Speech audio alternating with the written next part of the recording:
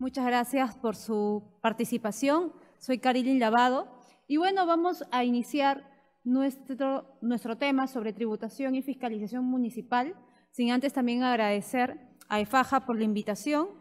Primero mencionar por qué es importante hablar del tema tributario. Normalmente siempre estamos escuchando modificaciones o cuando, por ejemplo, se escucha que el Poder Legislativo va a delegar al Ejecutivo algunas facultades legislativas, ¿no? Para que éste pueda realizarlo mediante decreto legislativo.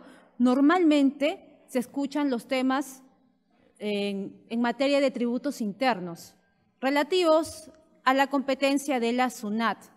Claro, porque los tributos que administra y recauda la SUNAT son, bueno, básicamente el IGB, el impuesto a la renta, entre otros tributos más.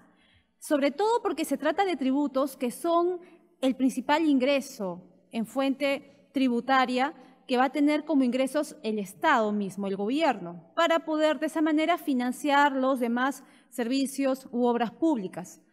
Pero no escuchamos muy continuamente modificaciones a la Ley de Tributación Municipal. Quizás lo más reciente o lo último, no reciente, lo último que se pudo haber escuchado es respecto de la modificatoria respecto al impuesto predial que van a pagar ¿quiénes? Los adultos mayores. Claro, por un lado, esto suena más a una política pública, ¿no es cierto? Porque esto se da en una ley que lo que busca es darle un fomento, condiciones, circunstancias favorables para las personas adultos mayores. Y esto porque también forman parte del sector, de un sector vulnerable, ¿no? Se entiende que es un sector vulnerable, entonces hay que darle ciertas facilidades. En este caso, el pago de los tributos municipales relativo al impuesto predial. No, esto comprende los arbitrios porque no es competencia del gobierno central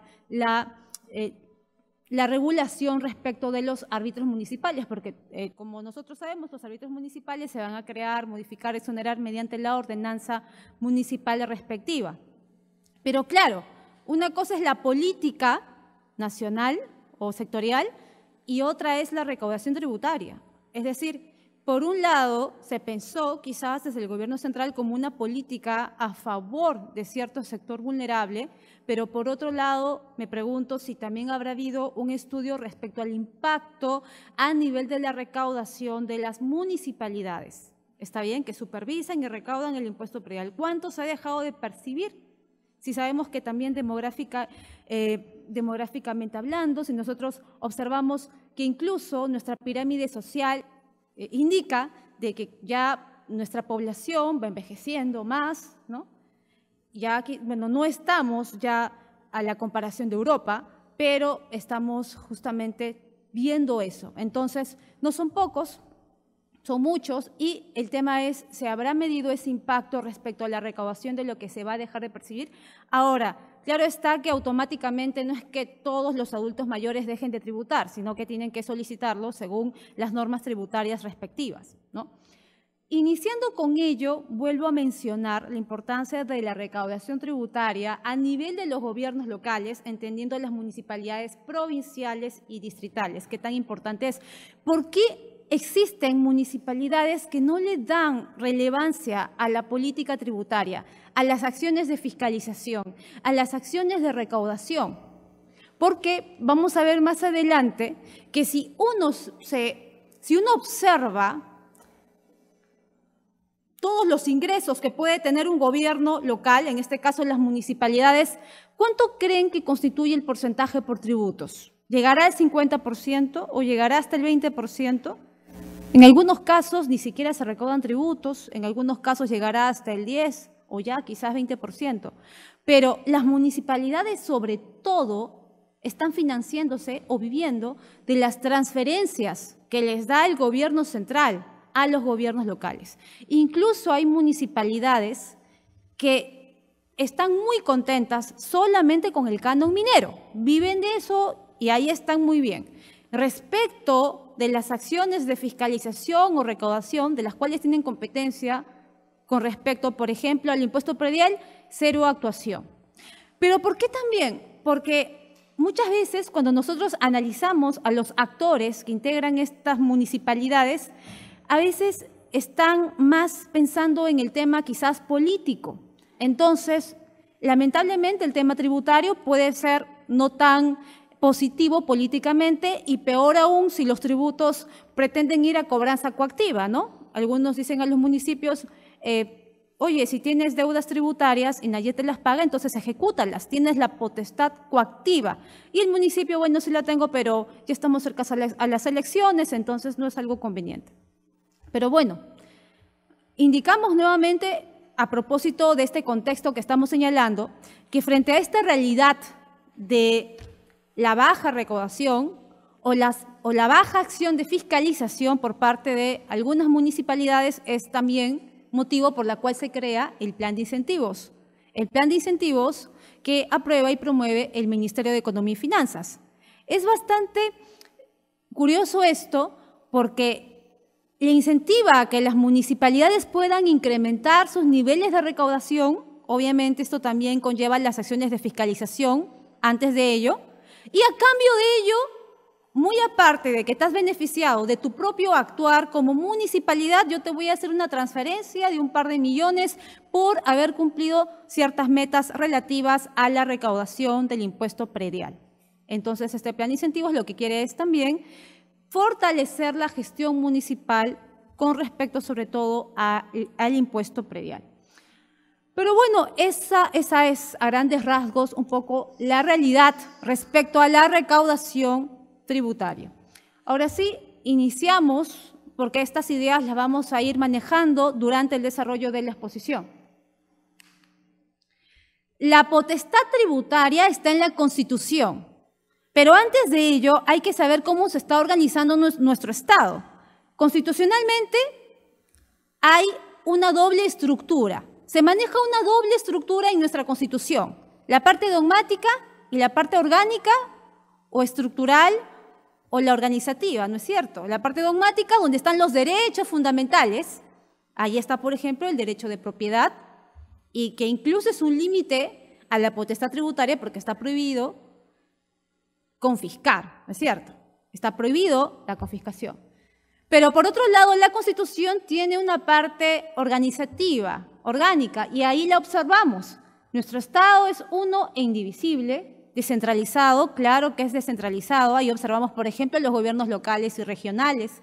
E incluso nuestros gobiernos locales, como en el caso de la Municipalidad Metropolitana de Lima, puede crear organismos públicos descentralizados. Por ejemplo, el SAT. ¿Alguien sabe cómo se creó el SAT? El SAT se creó por edicto de la misma Municipalidad Metropolitana de Lima. ¿Y con qué alcalde? Con Andrade.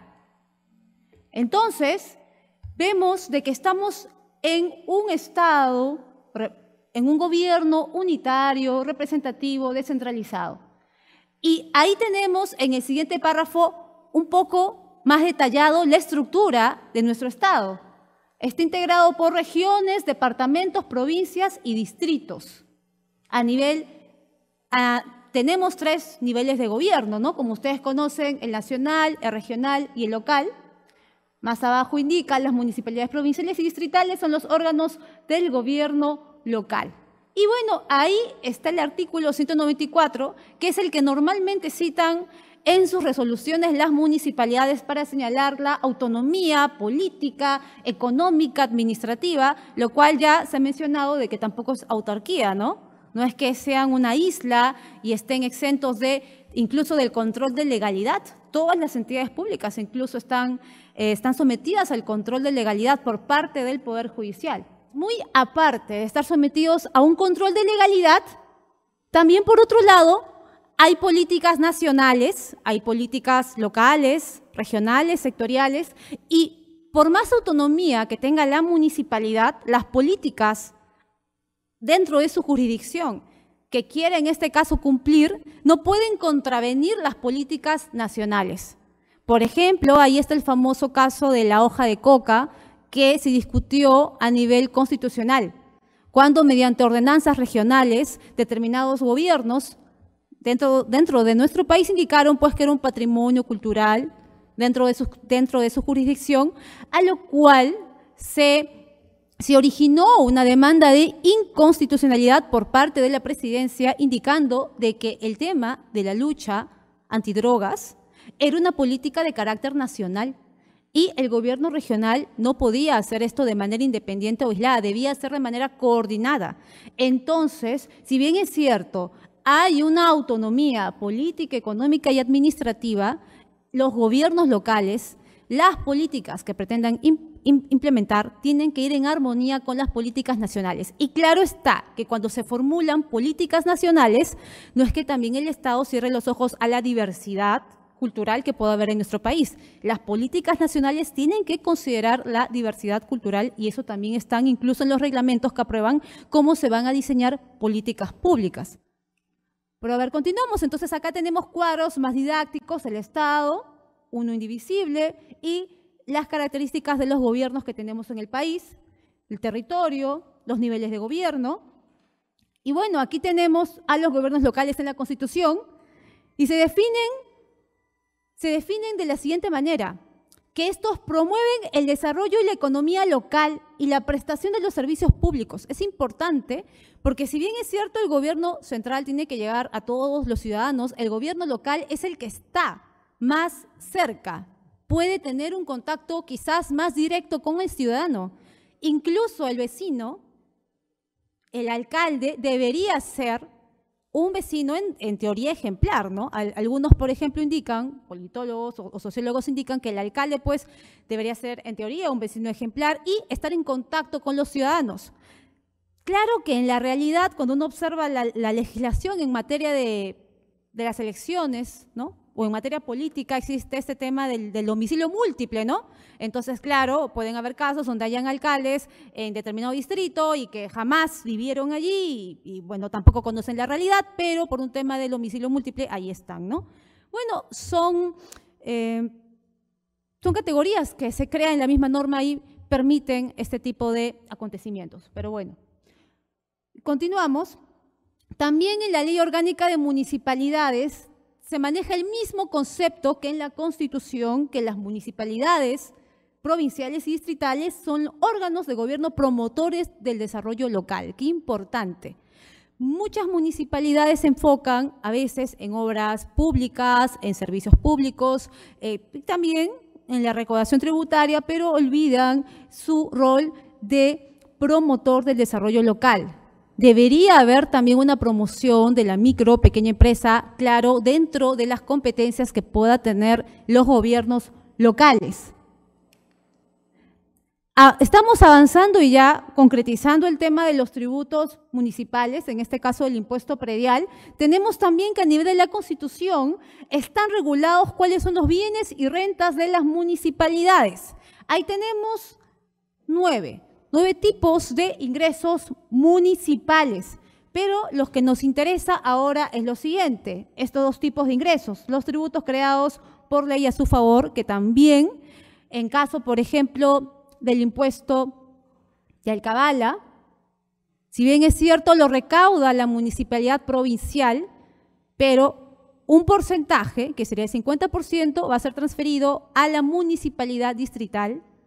¿Cuál municipalidad distrital? Donde se ubique el predio, ¿no? El que se está transfiriendo.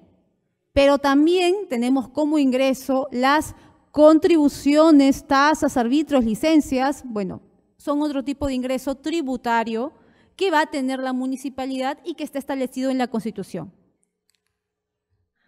Antes de esto, precisar que en nuestro Código Tributario y que también rige para las municipalidades, en cuanto le fuera compatible, porque hay que precisar lo siguiente, que el Código Tributario está más diseñado para la SUNAT, claro, para la SUNAT, para los tributos internos, como por ejemplo la fiscalización parcial, la fiscalización electrónica, las presunciones, determinar sobre base presunta, y que algunas municipalidades quizás a su modo han tratado de interpretarlo y hacer uso de las mismas para poder incrementar un poco la recaudación. Pero veremos más adelante que no se ha dado un uso adecuado de estas instituciones. Es más, no se debería hacer uso de las mismas porque no son instituciones diseñadas para el uso de los gobiernos locales, sino exclusivamente para la SUNAT. Pero bueno, ahora estamos aquí en la parte donde en doctrina se le denomina el derecho constitucional tributario, y es el artículo 74, donde se regula la potestad tributaria. Qué importante es la potestad tributaria, porque las municipalidades pueden recaudar, pueden crear tributos, recaudar los mismos, porque tienen potestad tributaria, y esta potestad tributaria no le otorga el Código Tributario, no le otorga la Ley Orgánica de Municipalidades y ni mucho menos su ordenanza. La potestad tributaria la otorga la misma Constitución, pues la misma Constitución indica mediante qué herramienta legal va a poder ejercer esta potestad tributaria. Entonces, la potestad tributaria regulada en la Constitución le indica cómo hacer uso de la misma a los gobiernos locales. Ahí tenemos, por ejemplo, señalado en azul, nos indica que los gobiernos regionales y los gobiernos locales pueden crear, modificar y suprimir contribuciones y tasas. Aquí quiero precisar algo. Contribuciones y tasas son tipos de tributos. Nosotros en nuestra legislación tributaria tenemos un sistema tripartito de tributos: los impuestos, las tasas y las contribuciones. Entonces, la potestad tributaria con respecto a las municipalidades se va a referir a las tasas y contribuciones. Pero, ¿y el impuesto predial lo recauda la municipalidad? Sí, lo recauda, pero no tiene potestad tributaria para crear, regular, modificar o exonerar del impuesto predial o hacer alguna modificación, como recientemente se hizo, pero por ley, no por ordenanza. Por ordenanza sí, las contribuciones y tasas, que sería el instrumento legal respectivo, dentro de su jurisdicción y con los límites que señala la ley. Claro, los límites son los principios tributarios, que regirían tanto para la SUNAT como para las municipalidades. Sí, por favor.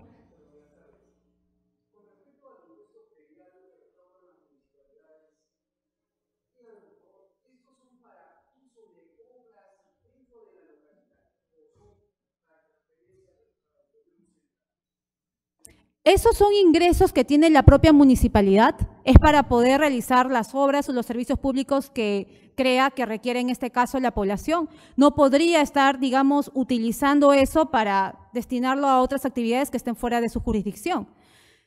Fíjese que tu pregunta me recuerda lo siguiente: los casos, por ejemplo, de emergencia sanitaria en Villa María del Triunfo, me parece, o en algunos distritos, donde quizás por un principio de solidaridad, colaboración entre las diferentes entidades, pues una municipalidad con respecto a Villa María del Triunfo, digamos, prestó estos camiones colectores de basura para que puedan recoger, hasta incluso los mismos militares intervinieron, Municipalidad Metropolitana de Lima también. Pero respecto a tu pregunta, la recaudación del impuesto predial va a quedar en la municipalidad distrital.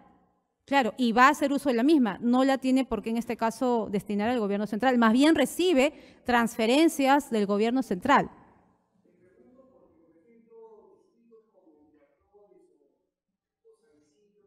Completamente ya consolidados, digamos que lo que recaudan ellos como que no se compensa con las obras que ellos realizan, ¿no? Estas municipalidades, por ejemplo, no construyen hospitales, colegios. Entonces, el monto recaudado por este concepto en estos distritos, digamos que no se refleja en las obras que realizan, ¿no? Bueno, interesante tu consulta. Yo veo ahí un tema más de Contraloría, ver cómo se están manejando en este tema los fondos públicos. Son fondos públicos. Fíjate que hay una diferencia entre tasas y los impuestos. Las tasas se rigen por un principio de provocabilidad del costo, que quiere decir que yo solamente tengo que destinar lo recaudado por las tasas para los servicios que justamente estoy pues brindando, ¿no? Yo te cobro por limpieza pública, te cobro por serenazgo, por áreas verdes, y ese monto debo destinarlo para esos conceptos. Han habido casos donde lamentablemente, no recuerdo qué municipalidades, pero por incluso temas políticos, algunas municipalidades comienzan a trasladar personal a otra jurisdicción a recoger los residuos sólidos, no siendo de su competencia, porque los arbitrios tienen que ser financiados, tienen que ser recaudados y tienen que financiar la propia actividad, no para recoger los residuos sólidos de otra jurisdicción. Salvo los casos que había mencionado de emergencia sanitaria y que sucedió en Villa María del Triunfo, ¿no? Y prácticamente todos apoyaron, salvo quizás casos puntuales. Pero estos casos donde observábamos que rigen más temas políticos, ya habría un tema de Contraloría, de poder fiscalizar y observar cómo se están manejando estos fondos públicos. Vamos a observar, por ejemplo, aquí, voy a retroceder esto, que dentro de lo que menciona también la Constitución es que los gobiernos regionales y locales son fiscalizados por sus propios órganos de fiscalización. Bueno, en teoría, los primeros fiscalizadores de la gestión municipal deberían ser, ¿quiénes? Los regidores, en teoría. Pero quizás en la práctica no están ejerciendo esta función de fiscalización. Pero seguimos. Van a ser fiscalizados también por los organismos que tengan tal atribución por mandato constitucional o legal y están sujetos al control y supervisión de la Contraloría General de la República.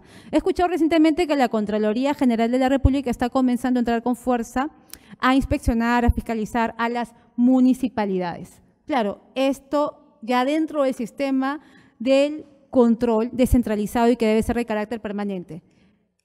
A ver, pero continúo. Esto es lo que se refiere a la potestad tributaria. Muchas gracias por su intervención. Aquí, para culminar la parte organizativa que está detallada en la Constitución, tenemos lo siguiente.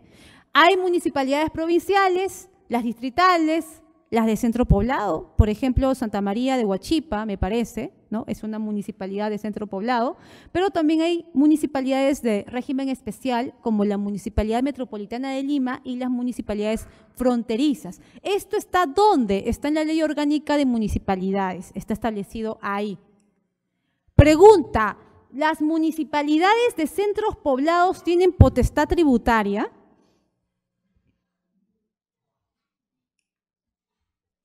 Aquí tenemos, por ejemplo, una RTF de observancia obligatoria, donde nos indica que las municipalidades de centros poblados no tienen competencia para administrar el impuesto predial que corresponda a los predios que se encuentren ubicados dentro de su ámbito territorial. Pero alguno me dirá, yo he observado en internet por ahí alguna ordenanza de algún centro poblado. Entonces, ¿esto qué tan cierto es? Bueno, para empezar, estamos hablando ahí del impuesto predial. Ya por lo menos respecto al impuesto predial, esta RTF indica de que no tiene competencia. Bueno, en sí no la tiene ni el centro poblado ni los gobiernos locales para poder regular respecto del impuesto predial. Respecto de la recaudación y fiscalización, el gobierno local sí lo tiene. Pero la pregunta sería, ¿qué naturaleza tendría una municipalidad de centro poblado? Por ejemplo, aquí tenemos lo que había mencionado el Tribunal Constitucional en su momento, que indicaba lo siguiente: es útil precisar que en el caso de la Constitución, el artículo 194 hace referencia a que las municipalidades de los distintos, bueno, no, ahorita no estoy observando bien porque he olvidado mis lentes, pero lo que aquí se señala es lo siguiente, que los gobiernos locales serían las municipalidades provinciales y las distritales. ¿Está bien? Me van a disculpar que no puedo leer, me parece que la letra está un poco pequeña y no tengo ahora los lentes, pero eso es lo que señala en este párrafo, igual está textualmente ahí. Entonces, ¿qué funciones están desempeñando las municipalidades de centros poblados? Bueno, facultades delegadas, pues, ¿no? Delegadas. Tanto podría ser por parte de la municipalidad provincial o por parte de la municipalidad distrital. Vamos a continuar. Aquí, por ejemplo, lo podemos tener un poco más claro. En la Ley Orgánica de Municipalidades están las competencias que tiene la Municipalidad de Centro Poblado, pero también les tengo una noticia, quizás ya algunos lo saben en el auditorio, que recientemente este año se ha dado una modificatoria a la Ley Orgánica de Municipalidades. Qué interesante, una modificatoria a la Ley Orgánica de Municipalidades y diseñada exclusivamente para los centros poblados. O sea, uno observa y dice modificación a la Ley Orgánica de Municipalidades, ¿qué cuestión se habrá modificado? Pero ha sido exclusivamente diseñada para las municipalidades de centros poblados. Y claro, esta modificatoria ha sido mediante una ley. ¿Qué quiere decir? Aquí, ¿quién hizo esta modificatoria concerniente a los centros poblados? El Congreso. ¿Está bien? Fue el Congreso. Aquí quiero comentar algo muy interesante. Bueno, aquí tengo la modificatoria que se hizo respecto a las municipalidades de centros poblados. Yo mientras leía la modificatoria, porque solamente es una hoja de 2 caras, pueden encontrar en internet, mientras yo leía las modificatorias, yo decía, creo que esta municipalidad se parece un poco, bueno, no es igual, pero como que con esta modificación parece que quisiera ser una agencia municipal. Y luego me voy al final y dice que si en caso la municipalidad de Centro Poblado no se adecúa a estas modificaciones en el plazo de 2 años, se va a quedar desactivada y va a ser una agencia municipal. Entonces, ahí está, ¿no? Podría llegar a devenir en una agencia municipal las municipalidades de Centro Poblado. Hay varias modificaciones interesantes respecto a su creación, no lo voy a comentar ahora, de repente al final en las preguntas podemos comentar eso, pero brevemente, por ejemplo, para su creación se indica que esta va a ser creada, la Municipalidad de Centro Poblado es creada por ordenanza de la Municipalidad Distrital o Provincial. Provincial, es cierto. Un detalle pequeño, antes se hacía por mayoría del Consejo, ahora va a ser simplemente por, bueno, no simplemente, se ha subido, digamos, el número y ya no va a ser creada simplemente por mayoría simple, sino por la votación favorable de 2/3 del número legal de regidores. Entonces, de manera general, considero que se han dado más requisitos, mayores condiciones, no quiero decir barreras, para la creación de nuevas municipalidades de centros poblados.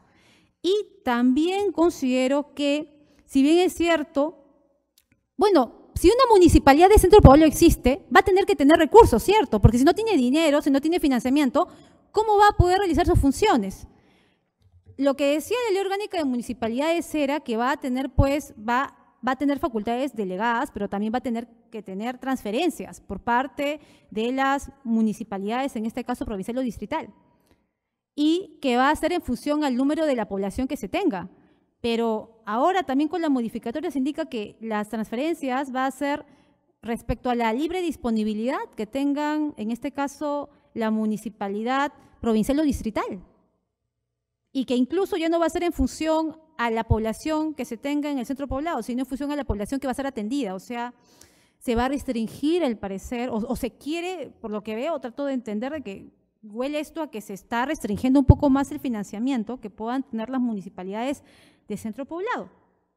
Bueno, entre otras cuestiones más que tiene que rendir mensualmente, que es lo que hace con el dinero, y pues sí va a haber una responsabilidad por parte del alcalde, y que se va a suspender, y es lo que más asusta quizás, y que se va a suspender la transferencia de dinero en caso no rinda cuentas. El incumplimiento de informar dará lugar a la suspensión de la entrega de recursos. Esto no estaba antes.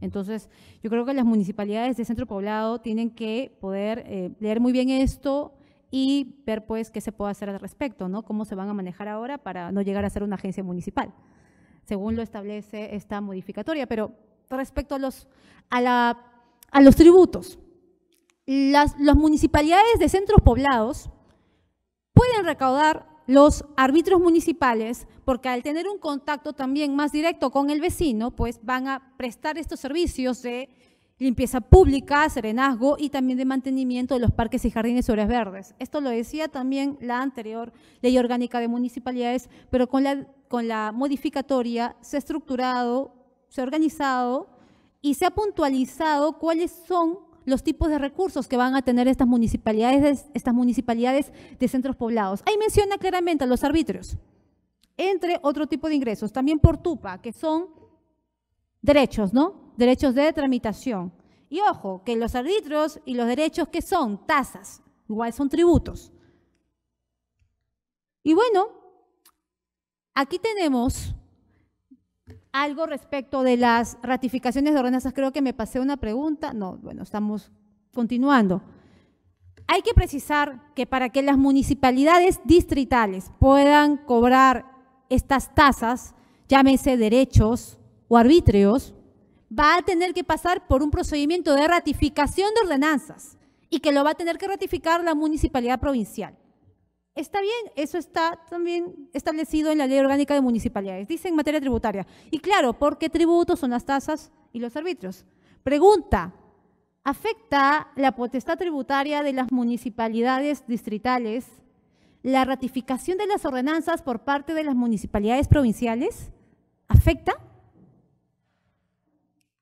Aquí ya el Tribunal Constitucional ha señalado que no afectaría, que más bien este acto de ratificar por parte de la municipalidad provincial de la ordenanza que aprobó la municipalidad distrital sería la exigencia de una necesidad de armonizar y racionalizar el sistema tributario a nivel de las municipalidades y evitar así las diferencias irracionales entre las distintas jurisdicciones municipales. Claro, porque por ejemplo, el SAT, no es que el SAT ratifique, el SAT hace el informe favorable y esto lo deriva a la Municipalidad Metropolitana de Lima, que en consejo ratifica esta ordenanza.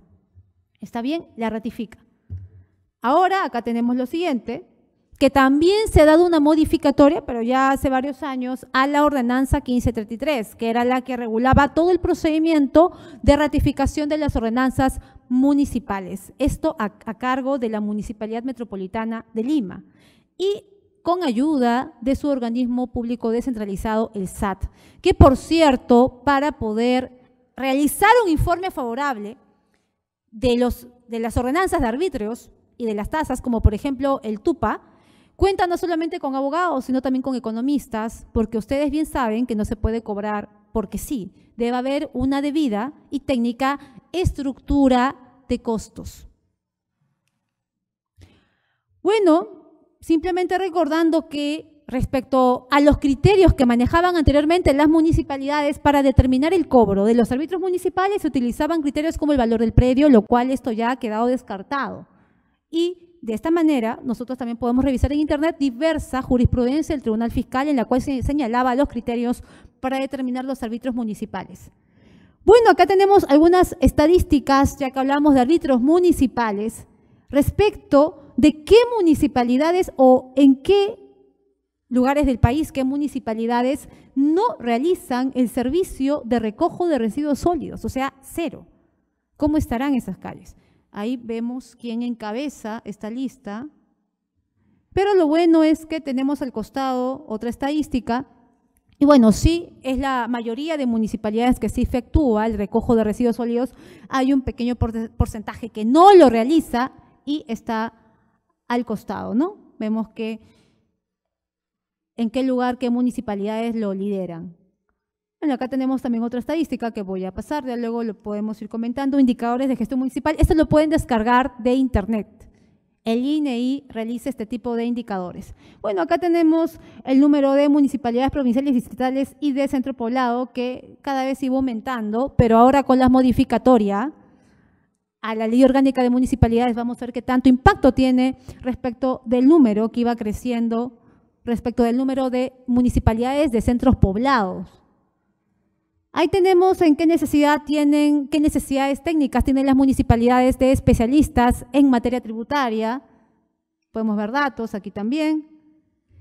Y bueno, ya ingresamos al Decreto Supremo 156-2004-EF, que es el texto único ordenado de la Ley de Tributación Municipal. ¿Es de interés nacional? Claro que es de interés nacional la racionalización del sistema tributario municipal, pues como lo hemos visto constitucionalmente, constituye renta de los gobiernos locales. Es más, ¿por qué le interesaría tanto al gobierno central que las municipalidades recauden? Y tanto así que incluso crea un plan de incentivos a la mejora en la gestión municipal en la recaudación del impuesto predial, que incluso por tú recaudar más, que es un beneficio para ti, pues yo te voy a hacer una transferencia. Yo pensé en lo siguiente, por ejemplo, en los casos de conflictos sociales. El gobierno central es el que al final saca la cara a algún ministro o hasta el premier respecto a algún conflicto social, hay una carretera bloqueada, alguna manifestación, un descontento social, pero y el alcalde o los gobiernos locales a veces ni siquiera declaran. Y al gobierno central le preocupa, a mi parecer, que también ellos puedan participar y poder realizar bien su chamba, su labor. Y para ello también necesitan recursos. Entonces, no sencillamente conformarse con las transferencias que el gobierno central les puede realizar o que los gobiernos regionales también podrían realizar o que también las municipalidades provinciales podrían realizar.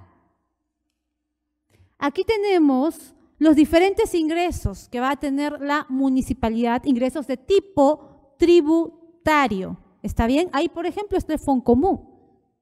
El Foncomún está integrado por 3 tipos de impuestos: el impuesto de rodaje, a las embarcaciones de recreo y el impuesto de promoción municipal, que es el 2% que se cobra del 18% de IGB. O sea, cuando nosotros compramos o adquirimos algún bien o servicio, pagamos el 18% por concepto de IGB, pero el 16% es propiamente el IGB y el 2% sería el impuesto de promoción municipal. Entonces, todo eso va destinado al Foncomún y eso va a ser luego transferido a las diferentes municipalidades en función a sus necesidades, la población y otros indicadores más. Creo que me permite avanzar esto.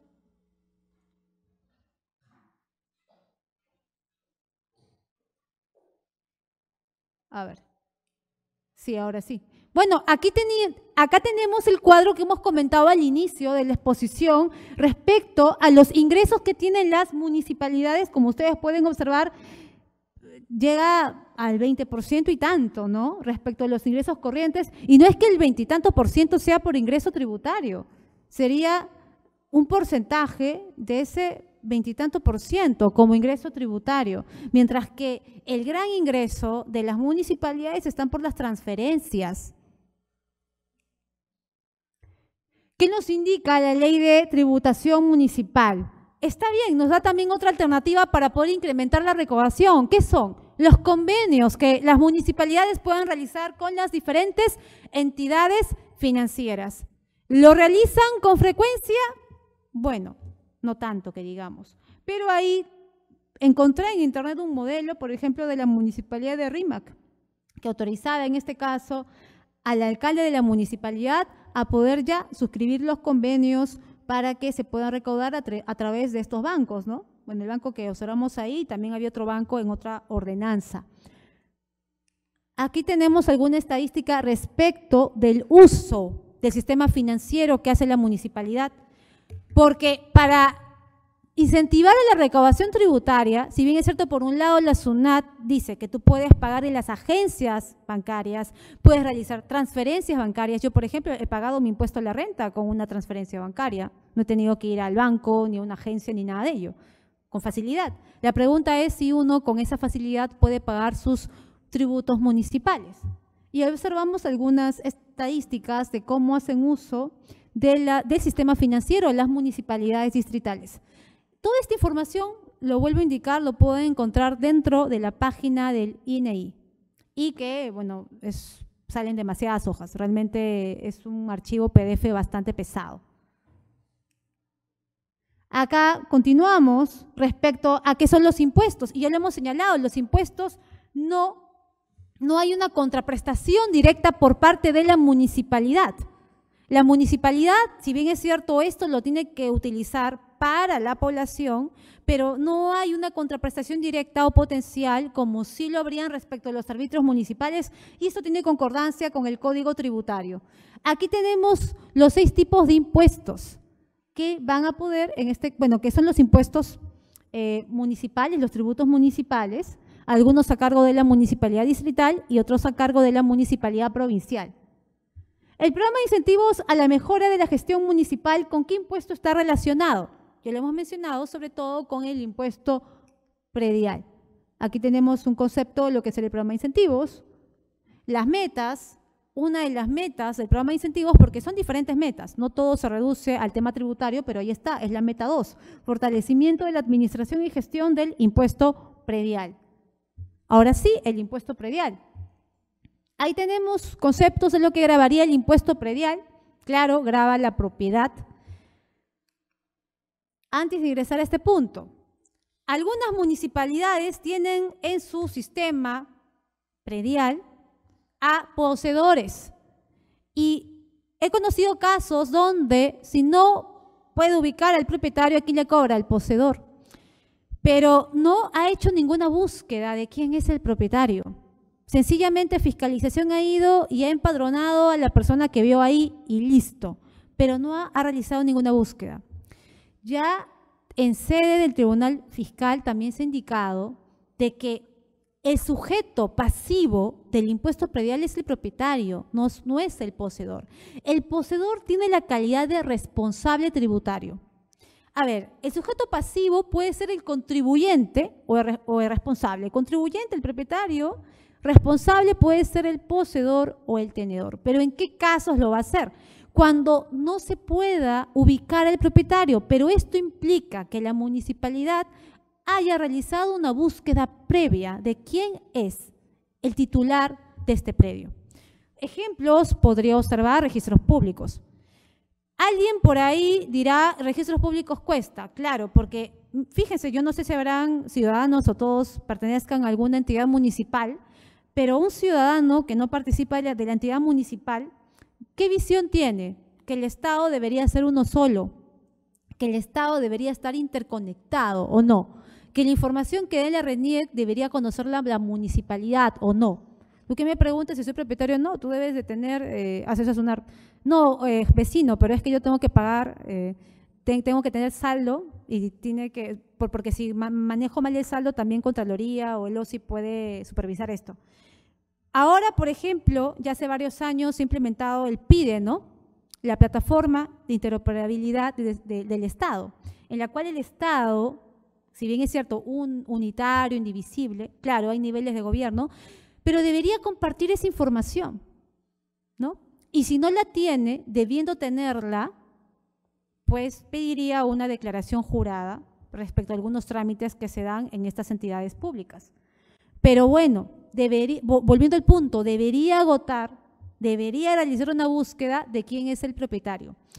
Ahora, alguien dirá, lo que pasa es que es el poseedor porque la posesión presume propiedad, ¿o no? Eso lo dice el Código Civil y el derecho tributario también hace uso de categorías civiles. ¿Y el tenedor? ¿El tenedor acaso presume propiedad? No, el tenedor no presume propiedad. Es más, el tenedor indica quién es el propietario. Puede ser que es el guardián. El propietario se fue hace muchos años al extranjero y ya pues ha dejado ahí su vivienda, probablemente.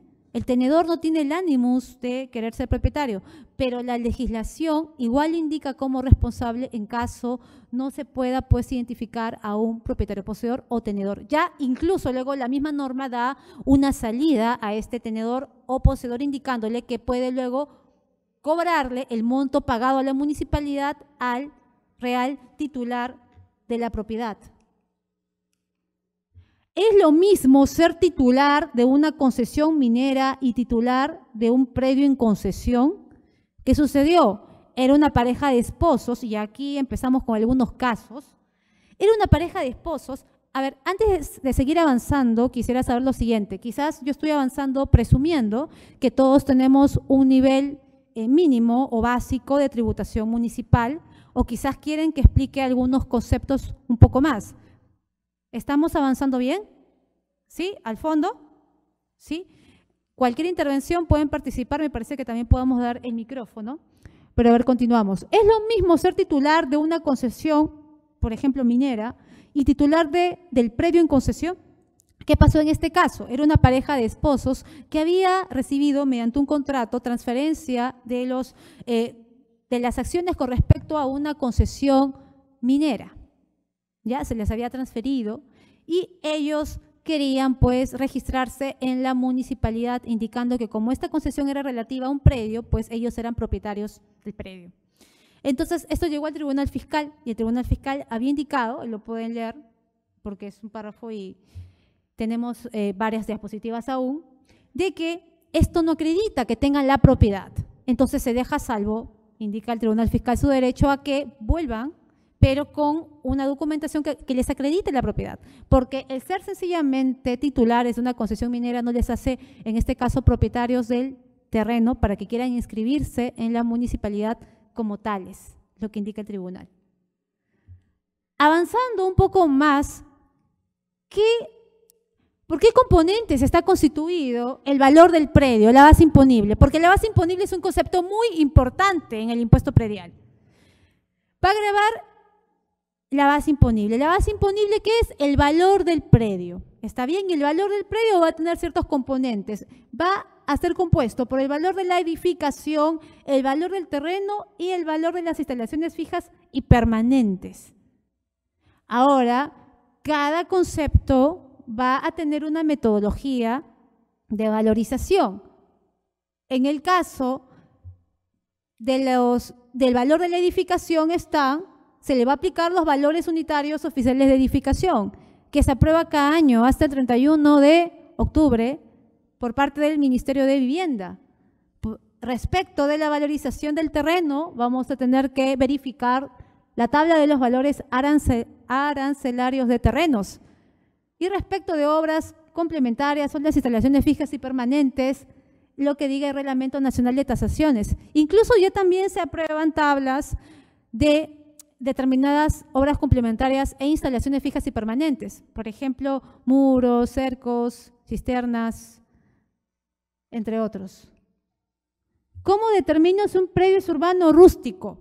Por ejemplo, me paso, no sé, bueno, al siguiente caso ¿qué sucede? Que si bien es cierto, yo voy a considerar, voy a verificar si el predio está en un plano arancelario, urbano o rústico, la pregunta es si porque un predio necesariamente está en un plano arancelario urbano, necesariamente va a ser un predio urbano.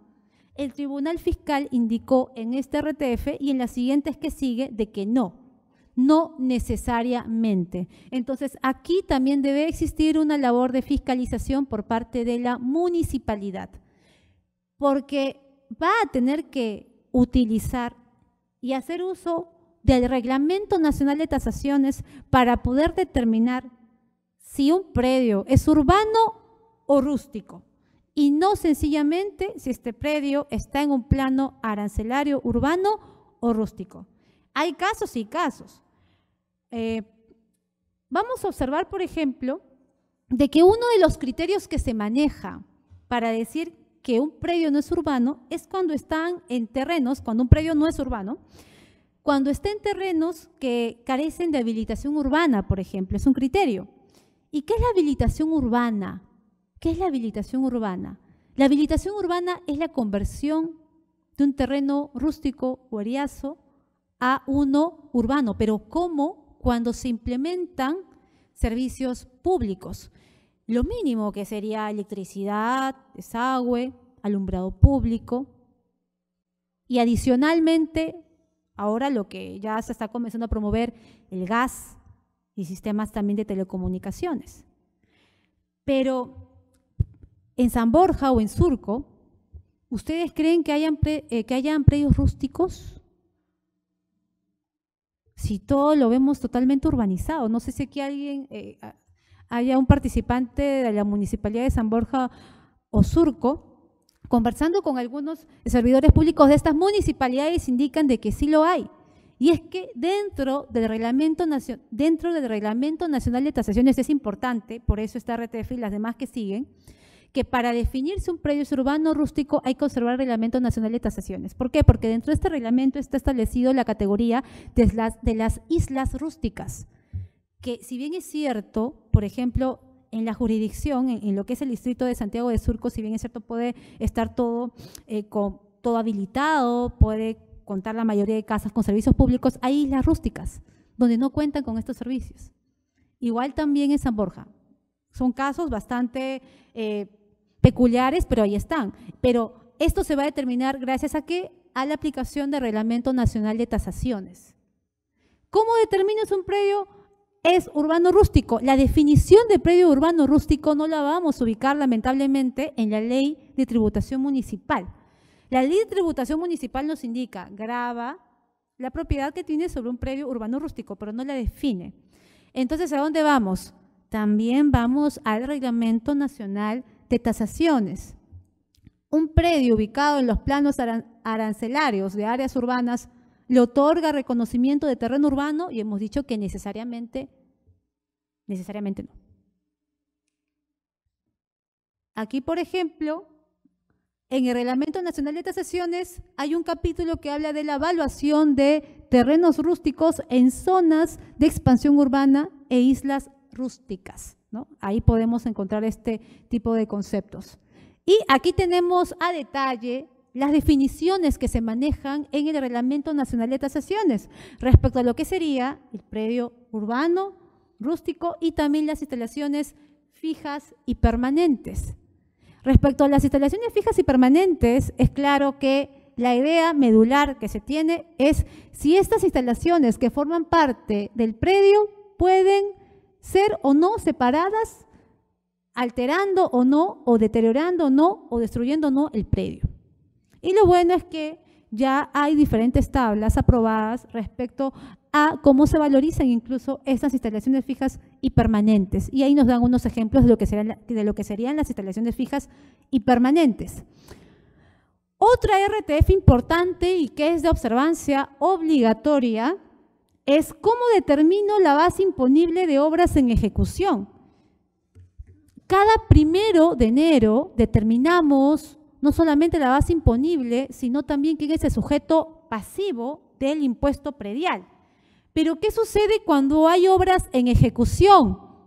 Voy a estar incrementando el impuesto predial conforme vayan dándose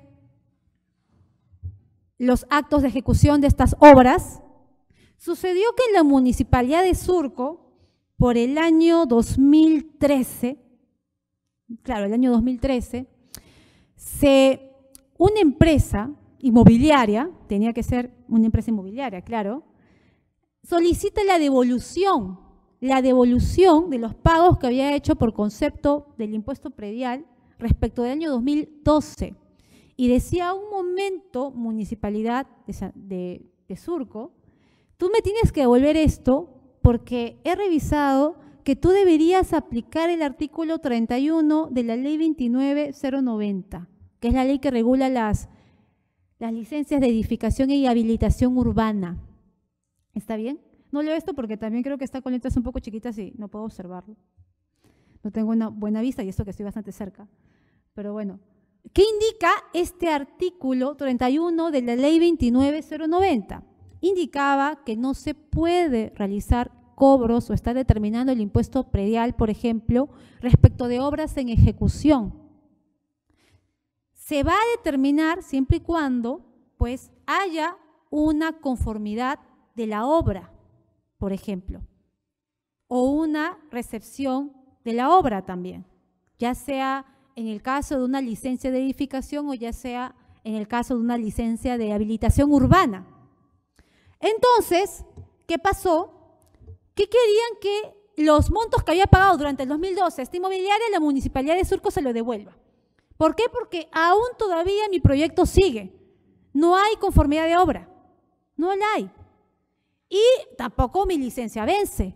Estamos en un proyecto grande, entonces no puedes irme cobrando. Y ahí es donde luego llega el Tribunal Fiscal y realmente demoró varios años, porque recién en el 2016 esto tuvo una respuesta por parte del Tribunal Fiscal. Imagínense todos los años que tuvo que pasar y para que al final el Tribunal Fiscal indique de que sí, efectivamente, por ser una norma de carácter especial, ¿no?, se va a aplicar el artículo 31 de la Ley 29.090 respecto a la determinación de obras en ejecución. Entonces, ¿qué se indica? Que tú vas a determinar recién el impuesto predial al 1 de enero siguiente, después de la conformidad o la recepción de la obra. Pero ahí también el Tribunal Fiscal, porque eso también me lo consultaron en otra conferencia que di en un instituto, una servidora pública me dijo, pero puede suceder, porque siempre puede darse el caso que este contribuyente sea astuto y diga, bueno, nunca me vas a determinar el impuesto predial porque yo nunca voy a solicitar la conformidad o recepción de obra. Esto es a solicitud, pues, va a solicitar el privado a la municipalidad la conformidad o la recepción de la obra, ¿no? Entonces nunca lo hago. ¿Para qué? Para que nunca me determines el impuesto predial. Y ese supuesto también ha sido previsto en este RTF, que indica que igual también se va a determinar al 1 de enero del año siguiente, aún no tengas la conformidad de obra, cuando ya no tienes obras en ejecución. No tienes obras en ejecución, entonces pues solicita tu conformidad o tu recepción de obras. No la vas a solicitar, pero ya terminaste las obras, no te vas a beneficiar, no vas a hacer un uso abusivo del derecho, ¿no? ¿Cierto? Pero también puede suceder que la solicitó, pero se excedió de lo que se había otorgado en la licencia, hizo modificaciones adicionales y por lo tanto le declararon improcedente esta conformidad o recepción de obra. Igualmente, aún con la improcedencia de esta conformidad o recepción de la obra, al 1 de enero del año siguiente va a tener que determinarse los incrementos respecto al impuesto predial, para determinar el impuesto predial. ¿Está bien? Ahora, puede suceder que también se vence la licencia. Igual también, vence tu licencia, al 1 de enero del año siguiente se te va a determinar estos incrementos y se va a recalcular, se va nuevamente a determinar el impuesto predial. Entonces, esos supuestos que también han podido imaginar o plantear algunos funcionarios, ya también ha sido expuesto en esta RTF y también les invito a leer porque tiene conceptos bastante interesantes y al inicio tiene una parte doctrinaria en la cual indica qué es norma especial, qué es norma general, qué es lo que pasa, la ley de tributación municipal versus la ley de habilitaciones y edificaciones urbanas. Pero continúo porque tenemos otras RTFs más que tenemos otras resoluciones más que comentar. Seguimos con el sujeto pasivo. El contribuyente versus el responsable tributario son sujetos pasivos.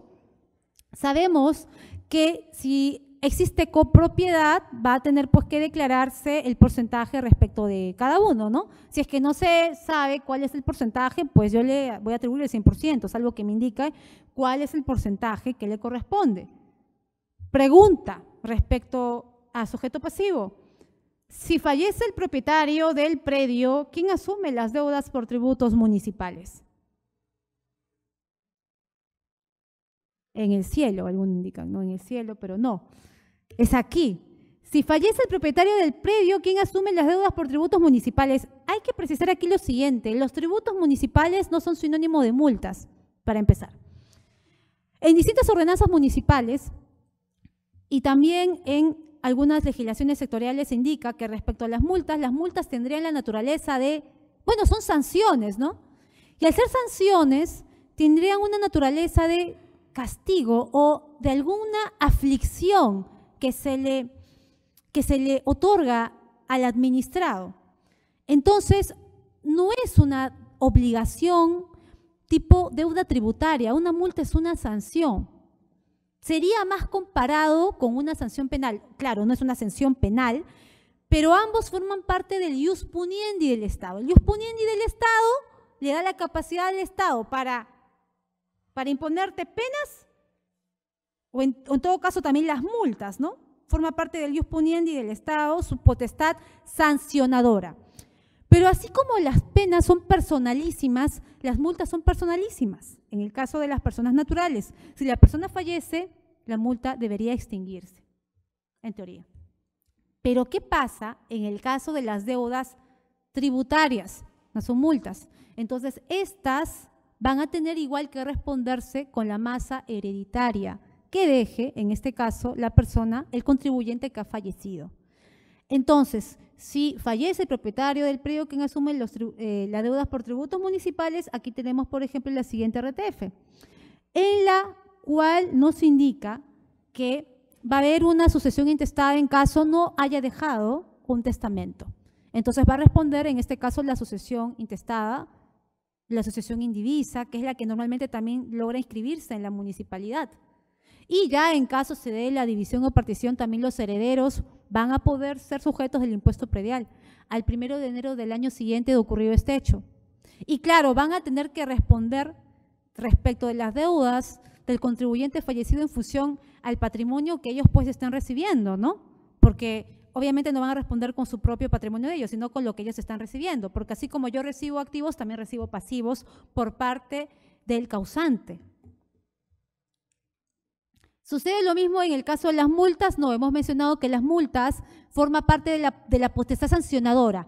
Los tributos, potestad tributaria. Las multas, potestad sancionadora. Y ojo, que la potestad sancionadora no solamente es de la SUTRAN, de la SUNAFIL, que te impone multas. La potestad sancionadora también es de la administración tributaria cuando te impone estas multas tributarias, ¿ya? Porque también hay multas tributarias. Y claro está que respecto de las multas tributarias, también puede ser, digamos, competencia de las municipalidades, incluso las amnistías tributarias o las condonaciones se podrían dar respecto de las multas tributarias, de los intereses, respecto al impuesto predial, pero ojo, esto no toca el impuesto predial en sí, ¿no? Eso no lo comprende. Ser copropietarios o ser una sociedad conyugal es lo mismo. ¿Tiene los mismos efectos tributarios? ¿Ser una sociedad conyugal o ser copropietarios tiene los mismos efectos tributarios? Hay que primero verificar qué sería una sociedad conyugal y qué sería una copropiedad.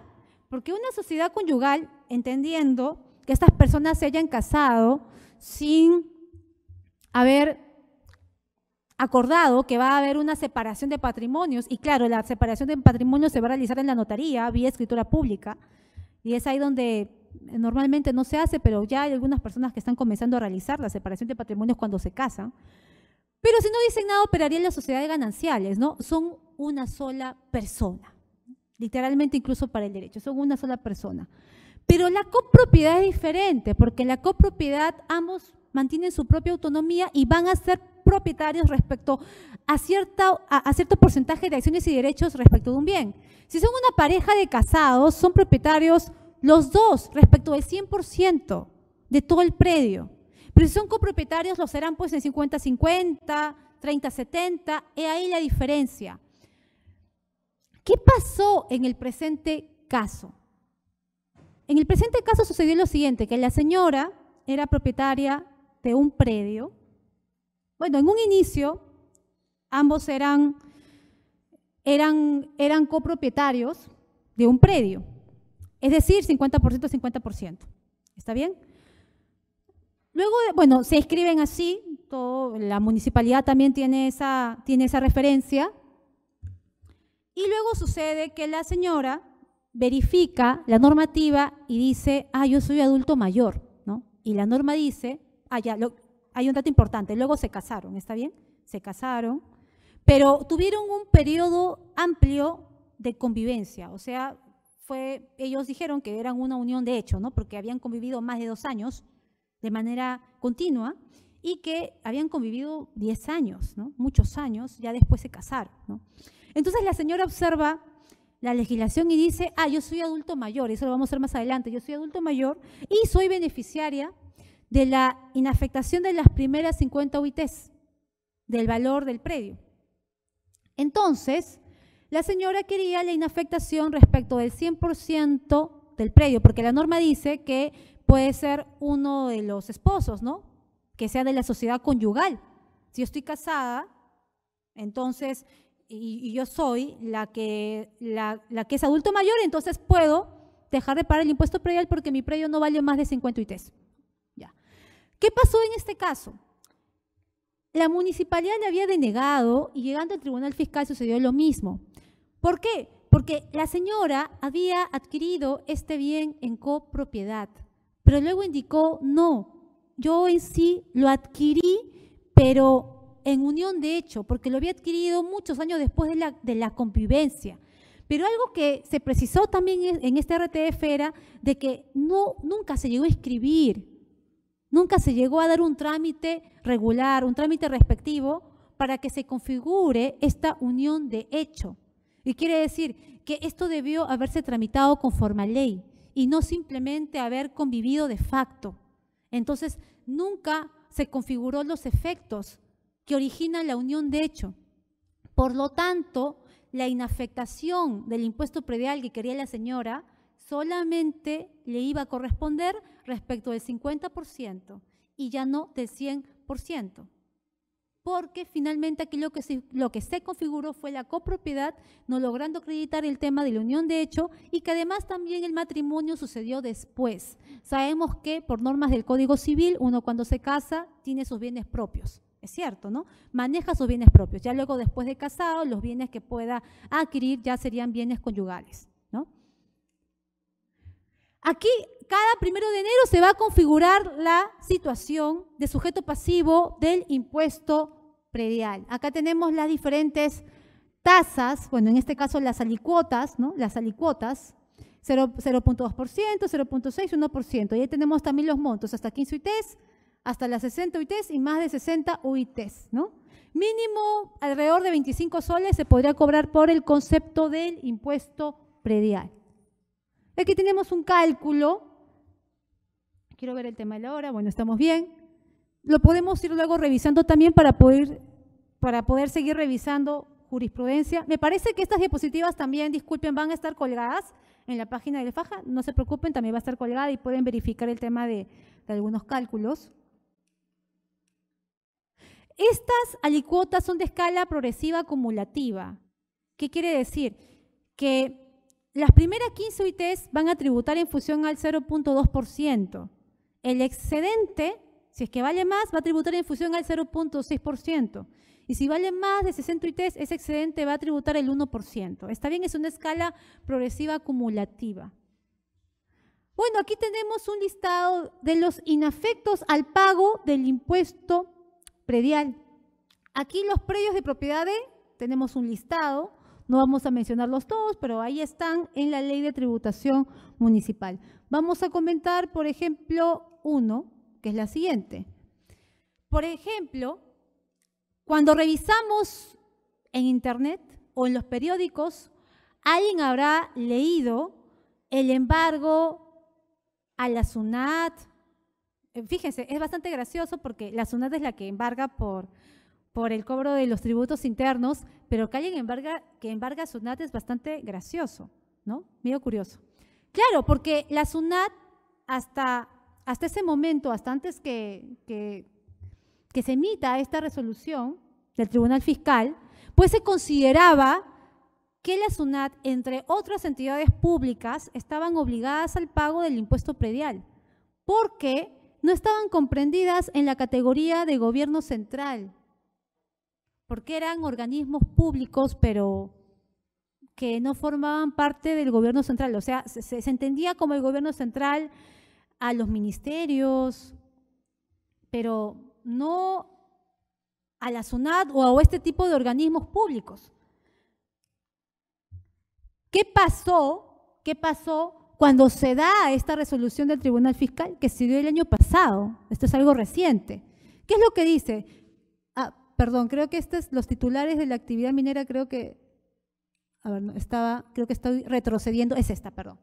La resolución de observancia obligatoria, la 4369-7-2018. Esta es: los organismos públicos ejecutores y organismos públicos especializados no son sujetos del impuesto predial, de alcabala y el patrimonio vehicular. ¿Está bien? Pero, ¿qué pasaban con estas noticias? Es que aquí ya se da pues el cambio, ¿no? Respecto a lo que vamos a entender por el gobierno central. Y aquí lo que principalmente indica el Tribunal Fiscal para indicar que este tipo de organismos públicos no van a ser ya sujetos pasivos del impuesto predial, alcabal y patrimonio cultural es respecto a lo siguiente. Hace uso de la Ley Orgánica del Poder Ejecutivo, la famosa LOPE. La LOPE, la Ley Orgánica del Poder Ejecutivo, nos indica qué entidades forman parte del Poder Ejecutivo. ¿Está bien? ¿Qué entidades forman parte del Poder Ejecutivo? La Presidencia, el Consejo de Ministros, la PCM, los ministerios y las entidades públicas adscritas a un ministerio o a la PCM. ¿Está bien? Ahora, cuando hablamos de entidades públicas, hay dos tipos de entidades públicas para la LOPE, que son los organismos públicos ejecutores y los organismos públicos especializados. Estos organismos públicos ejecutores, por ejemplo, como ejecutor podría ser el INPE, un organismo público ejecutor adscrito al Ministerio de Justicia. Organismo público especializado, hay dos tipos de organismo público especializado, los reguladores y los técnicos especializados. Los técnicos especializados, ¿qué tipo de entidad podemos observar ahí? La SUNAT, por ejemplo, organismo público especializado, pero en su calificación de técnico especializado, adscrito al MEF. Y el otro tipo de organismos reguladores, ¿cuáles serían? OCIPTEL, OCITRAN, los organismos reguladores. Estos organismos reguladores van a estar adscritos a un ministerio o a la PCM, según la LOPE a la PCM. Todos los organismos reguladores van a estar adscritos a la PCM. Y los demás a algún ministerio. Entonces, ya con esta resolución de observancia obligatoria, el Tribunal Fiscal estudia la LOPE e indica un momento a las municipalidades, no les vas a cobrar el impuesto predial, también le indica a las municipalidades provinciales, ni el alcabala, ni el patrimonio vehicular a este tipo de organismos. Entonces, es una jurisprudencia interesante y que, claro, tiene pues impacto también en la recaudación tributaria, definitivamente. Aquí tenemos otro caso de la pérdida de inafectación del impuesto predial. Si bien es cierto, hay un listado de predios que van a estar inafectos al pago del impuesto predial, pero respecto a quién es el propietario, ¿no?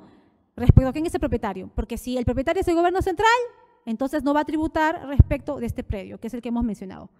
Pero hay casos en este listado, porque yo lo he disgregado, y acá está la otra parte, en que van a haber situaciones donde sí puede configurarse una pérdida de la inafectación del impuesto predial. Y estos son los 5 casos. En estos 5 casos, si se da un uso parcial o total de estos bienes, de los bienes inmuebles que pertenezcan a estos titulares, entonces van a significar la pérdida de la inafectación. En el caso, por ejemplo, de predios que pertenezcan a sociedades de beneficencia, universidades, centros educativos, y aquí tenemos la siguiente RTF, que nos remite, a la que nos remite este artículo. El funcionamiento de una agencia bancaria dentro de una universidad implica la pérdida de la inafectación del impuesto predial. El funcionamiento de una agencia bancaria, que hayamos comentado, voy a retroceder, el uso parcial o total de los siguientes bienes inmuebles con fines lucrativos implica la pérdida de inafectación. ¿Y qué supuesto estaba ahí? Los predios pertenecientes a universidades y centros educativos debidamente reconocidos. Ahora, el funcionamiento de una agencia bancaria dentro de una universidad implica la pérdida porque funciona una agencia bancaria. ¿Qué es lo que indicó el Tribunal Fiscal en este caso?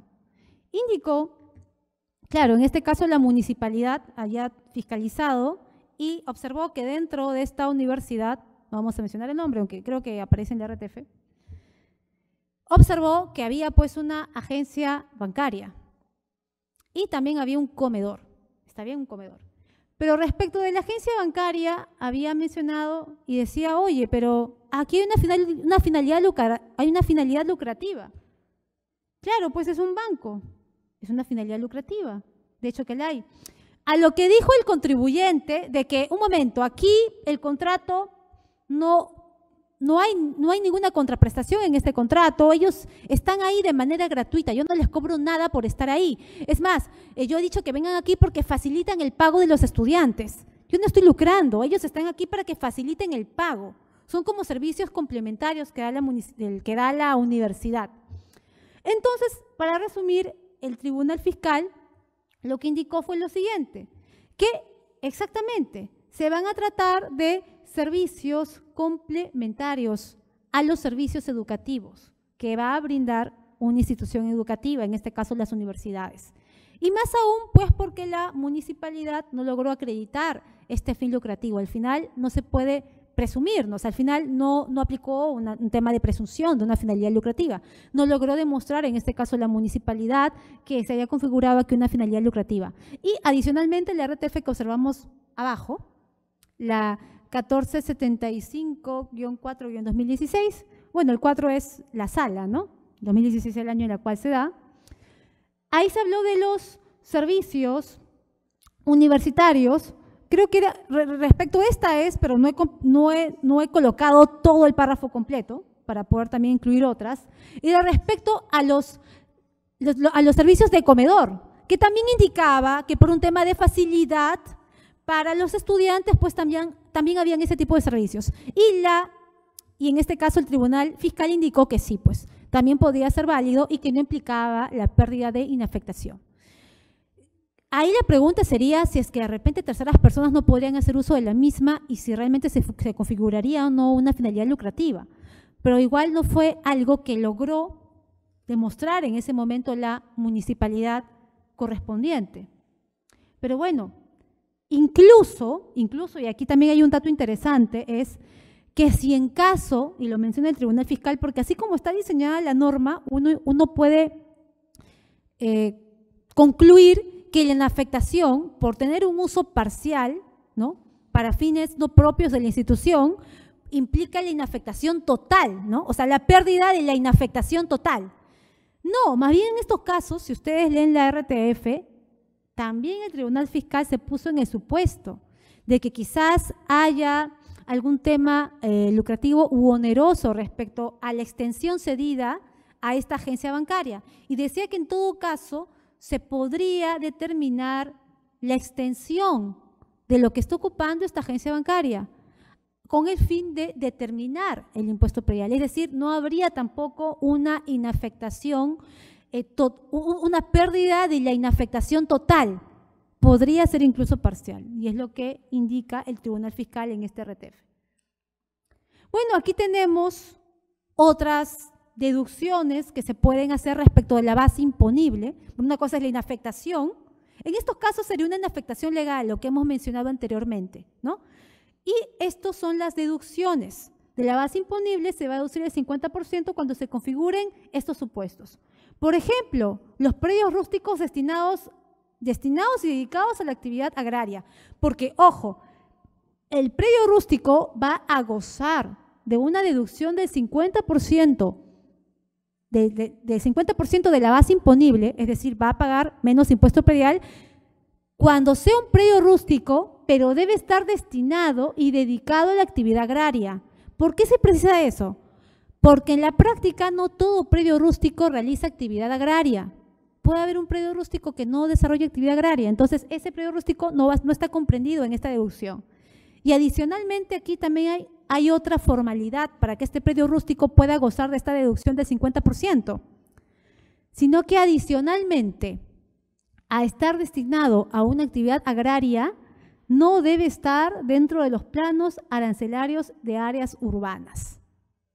Entonces, si está fuera de los planos arancelarios de las áreas urbanas y se dedica el predio a actividad agraria, sí va a gozar de la deducción del 50% de la base imponible. El bien valía 100.000 soles, va a tributar en función de 50.000 soles, ¿no? Se le va a deducir el 50%. Y aquí tenemos la deducción de las 50 UITs de la base imponible, que para este año sería, ¿cuánto?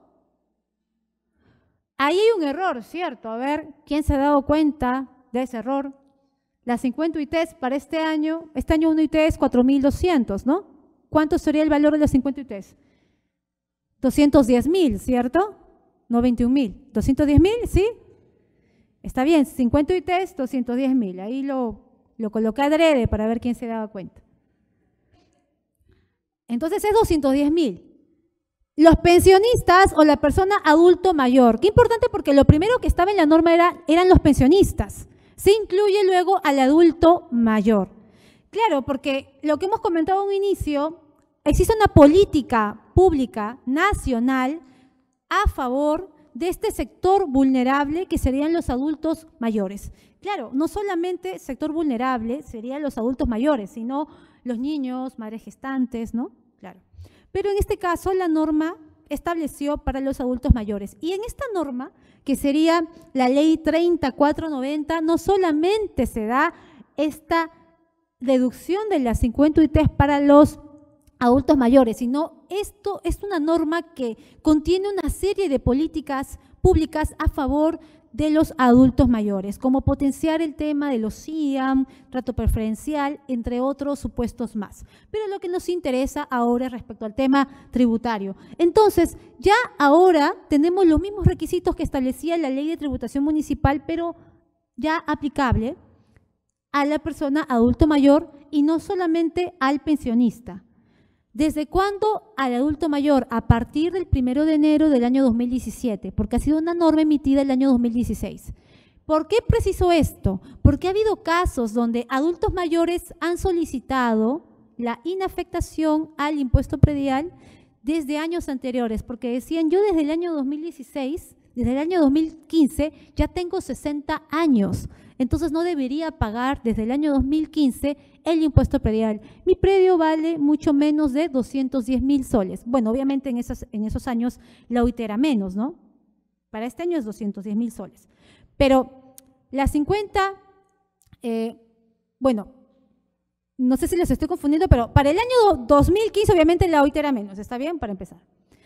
A ver, entonces solicitó a la municipalidad que no quería pagar nada del impuesto predial porque él desde 2015 ya era adulto mayor. ¿Qué respondió la municipalidad? Que la norma, la 3490, no tenía efectos retroactivos. Es aplicable a partir del 1 de enero del año siguiente. Esto es el 1 de enero del año 2017, porque se publicó el año 2016. Entonces va a ser aplicable a partir del año 2017. Eso se le respondió al contribuyente. Requisitos. Como ya es sabido, tener un solo predio. Dicho predio debe de estar destinado a vivienda, claro. Los ingresos brutos o la pensión que reciba no debe exceder una UIT mensual. Precisiones a estos requisitos. Se permite que el beneficiario posea otra unidad inmobiliaria constituida por la cochera. Claro, se permite. Se permite el uso parcial del inmueble con fines productivos. Claro, hay adultos mayores que tienen una bodega. ¿Por qué no? Tienen una bodega. Entonces se permite el uso parcial. Si bien es cierto, dice que el predio debe estar destinado a vivienda, pero se puede hacer un uso parcial, ya sea comercial, profesional, productivo. Pero para que se pueda dar este uso parcial, debe de tener la respectiva aprobación de la municipalidad. ¿Qué quiere decir? Contar con su licencia de funcionamiento.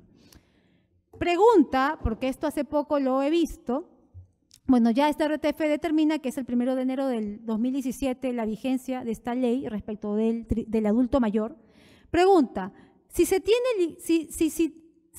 el inmueble 2 licencias de funcionamiento, no una, tiene 2 licencias de funcionamiento, se incumple el requisito de uso destinado a vivienda del predio por parte del pensionista o adulto mayor. Tiene 2 licencias, tiene 2 comercios ahí en su predio. ¿Merecería gozar de esta deducción de las 50 UITs o ya debería pagar su impuesto predial?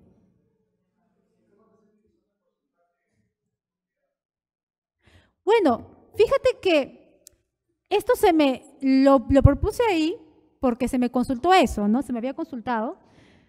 Y a lo cual respondí lo siguiente, que la norma no distingue, es decir, no precisa cuántos comercios, cuántas licencias. ¿Está bien? No precisa. Dice el uso parcial. puede ser utilizado parcialmente para fines productivos, profesionales, lo indica parcialmente. Es decir, no te indica que mínimo un 50% o un 60% lo destines para vivienda. Puede pasar. ¿Por qué lo coloqué ahí? Porque sucedió en una municipalidad que un vecino solicitó esta deducción de las 50 UITs, pero la municipalidad se la denegó porque le había dicho, no, tú tienes 2 licencias, entonces no te la doy. Y lo había mencionado, me parece un caso muy interesante, entonces pues hay que apelar al Tribunal Fiscal, definitivamente. Entonces, en eso estamos, ¿no? Los procedimientos demoran, pero definitivamente donde la norma no distingue, no tendría por qué hacerlo la municipalidad. No te menciona el porcentaje, dice simplemente el uso parcial. El uso parcial. ¿Está bien? ¿Desde cuándo opera el beneficio tributario? Ya lo hemos mencionado. Bueno, igual aquí también hay una RTF que comenta el interrogante al respecto. ¿Se cumple con el beneficio si adicionalmente soy poseedor de otros predios? Esta pregunta también se me formuló por parte también de alguno de los participantes en otra conferencia. ¿Qué sucedía? Las municipalidades, porque estas preguntas también lo realizan los mismos funcionarios que están en las municipalidades, indican, fíjate que ya, la norma me dice, propietario de un solo predio en todo el país. ¿Qué hace la entidad municipal? Va a registros públicos, o sea, revisa registros públicos y verifica si esta persona solamente posee un predio o más, ¿no? Para ver si se le va a otorgar o no este beneficio. Entonces, sucedió que en determinada municipalidad, si bien es cierto, este pensionista o adulto mayor, podría darse el caso, si bien es cierto, ante registros públicos tenía un solo predio como propietario, la municipalidad, como tiene más contacto con la localidad, con los vecinos, tenía la información de que este vecino aparte tenía unos terrenos, ¿no? Unos terrenos que no estaban inscritos.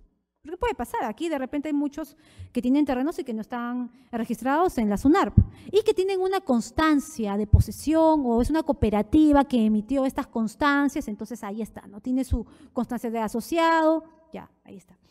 Entonces, solicitó esta deducción de las 50 UITs respecto del predio que estaba registrado y la municipalidad le indicó, no, un momento, tú tienes otros terrenos más, sí, pero eso no está en registros públicos. Además, yo soy poseedor y yo no soy propietario. Y la norma dice propietario, no dice poseedor. Ya, muy bien. Entonces, lo bueno es que aquí sí hay una resolución del Tribunal Fiscal, que es la que observamos en pantalla. Y resumiendo lo que dice este párrafo, indica lo siguiente. Indica que la norma tiene una finalidad. Por ejemplo, esta finalidad del adulto mayor es porque responde a una política del Estado a favor de ese sector vulnerable. Si determinado contribuyente va a dejar de tributar, no lo va a hacer para configurarse un ahorro, para hacer lucro. O sea, la norma le va a ser aplicable porque cumple con los requisitos y porque está en un estado en la cual sí necesita que se le aplique esta norma porque forma parte de un sector vulnerable. Se busca dar un apoyo al pensionista o al adulto mayor, más no lograr que él tenga un ahorro tributario y pueda pues realizar otras actividades o esto tenga un fin lucrativo, que sea una opción tributaria para el contribuyente. E indicó el Tribunal Fiscal que la finalidad de la norma no es que se aproveche tampoco el pensionista o el adulto mayor. Entonces, si tiene más de un predio, ya sea incluso en posesión, ahí es donde sí el Tribunal Fiscal usó nuevamente el Código Civil e indicó que la posesión presume propiedad. Y en este caso no le sería aplicable el beneficio de la deducción de las 50 UITs. ¿Por qué? Porque tenía adicionalmente ser propietario de un predio, era poseedor de otros terrenos más. Discutible para algunos, de repente hay abogados que pueden ser más legalistas y decir, no, pero la norma dice propiedad. Bueno, ya por lo menos tienen un precedente, una jurisprudencia, respecto de cómo va a fallar el Tribunal Fiscal cuando casos parecidos vayan, ¿no? Porque la municipalidad te lo va a denegar cuando verifique que usted tiene predios adicionales, aún no está registrado esto, no está inscrito en registros públicos. ¿Es posible solicitar el beneficio de deducción de las 50 UITs luego de fallecido el pensionista o adulto mayor? Esta es otra pregunta interesante, ¿o creen que no es interesante? ¿Sí? Ya no puede, porque en el cielo no se puede. ¿Es posible solicitar el beneficio de deducción de las 50 UITs luego de fallecido el pensionista o adulto mayor?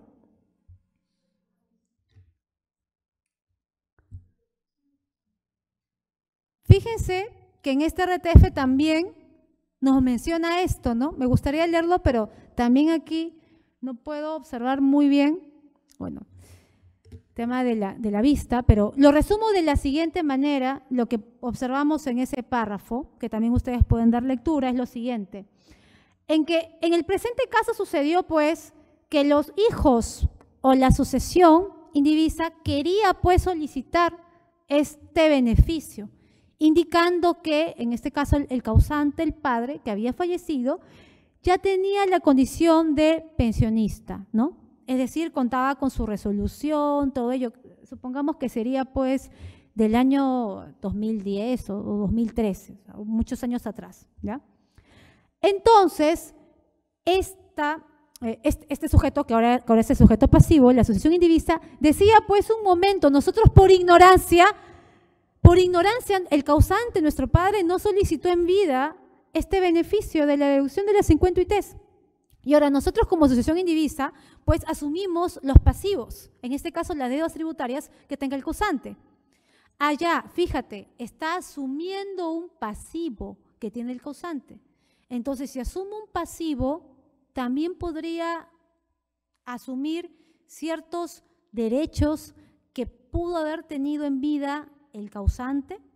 Lo que se menciona en este RTF es que indica que en este caso la sucesión o los hijos podían solicitar, sí pueden solicitar este beneficio de la deducción de las 50 UITs. ¿Por qué? Porque es con efecto declarativo, es declarativo, no es constitutivo para adelante, es declarativo. Entonces tenían que presentar la documentación pertinente para que la municipalidad proceda, pues, de ser el caso, a revocar estos valores tributarios que se habían emitido. Interesante, ¿no? Pero bueno, eso es lo que menciona la RTF respecto a las deudas que haya dejado el causante, y este causante sí era el beneficiario, pero la muerte no eliminaba, digamos, este beneficio que tenía, y que sí podía en este caso ejercerlo los sucesores, ¿no? Así como asumía el pasivo, también podía tomar este derecho. Coméntame. Bueno, este RTF es del año 2017. Se emitió el año 2017 y cualquiera puede, en los procedimientos actuales, utilizarla. Justamente esto es respecto de un caso anterior. Es decir, si es que el causante ha fallecido 2012, 2013, 2014 y ya tenía esta condición de pensionista, contaba con la resolución, porque tú sabes que la resolución se puede dar el año 2015, al 1 de enero del año siguiente es beneficiario de estas 50 UITs, pero nunca lo solicitó. Entonces, ahora lo podría solicitar, en este caso, los causantes, ¿no?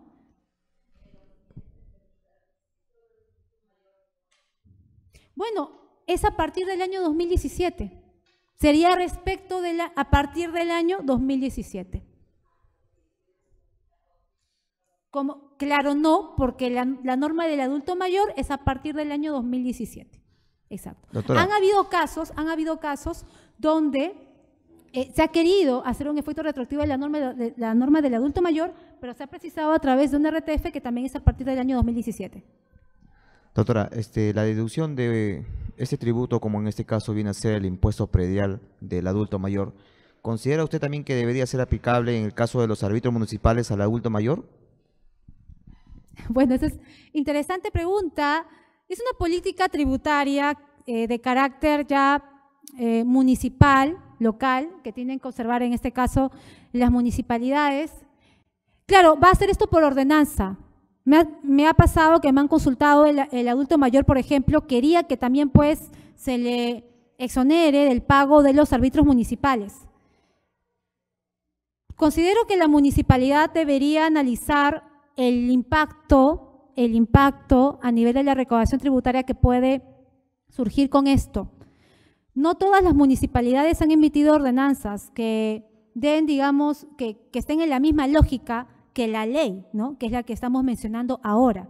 Por ejemplo, la Municipalidad de Villa Salvador no está establecido en la ordenanza, que es la ordenanza que recientemente he visto y por la cual me han consultado, no existe este tema de la deducción de las 50 UITs. Considero que se tendría que analizar la realidad de cada municipalidad definitivamente respecto del impacto, porque si ya de por sí se va a dejar de tributar respecto al impuesto predial, hay que recordar que respecto a los árbitros municipales hay un servicio que en teoría debería ser efectivo, aunque en la práctica lamentablemente no se está dando.